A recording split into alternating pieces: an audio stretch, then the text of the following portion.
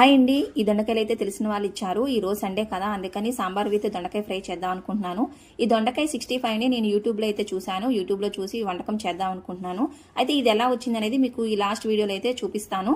అయితే ఒకసారి అయితే నేను యూట్యూబ్లో చూసి ఒక వంటకం చేశాను. అదేంటంటే బంగాళదుంప కలిపి అలాగే సగ్గుబియ్యం కూడా కలిపేసి ఒక ముద్దలా చేసి వడల్లాగా వేసుకోవాలి. ఆ వేసిన వడలు ఏంటంటే ఆయిల్ మొత్తం కూడా స్ప్రెడ్ అయిపోయాయి. ఆయిల్ మొత్తం పాడైపోయింది. వంటకం కూడా పూర్తిగా అప్పటి నుంచి కూడా నేను వంటకాలు చాలా జాగ్రత్తగానే చేస్తాను. ఎప్పుడు కూడా చెడిపోలేదు. ఆ ఒక్కసారి మాత్రమే చెడిపోయింది. మీకేమైనా యూట్యూబ్ లో చూసి చేసిన వంటకాల్లో ఏదైనా చెడిపోయిందా? ఈ దొండకాయ 65కి అయితే కొంచెం దొండకాయలను బాగా కట్ చేసుకున్న తర్వాత గిన్నెలో పెట్టేసుకొని కొంచెం వాటర్ పోసుకొని ఒక్క ఉడుకు వచ్చే వరకు ఉడికిస్తే సరిపోతుంది. ఆ తర్వాత అవన్నీ కూడా గిన్నెలోకి తీసుకొని బియ్య పిండి, శనగపిండి, కొంచెం కార్న్ఫ్లోర్ పిండి, కొంచెం జీలకర్ర పొడి, కొంచెం కారం, ఉప్పు వేసేసుకొని కలిపేసుకొని మనం పకోడీలా వేసేసుకోవటమే. అవసరమైతే కొంచెం శనగగుళ్ళు అలాగే కరివేపాకు కూడా వేసుకొని వేయించేసుకోవటమే. చాలా అయితే టేస్ట్. ఒక సైడ్ అయితే నేను సాంబార్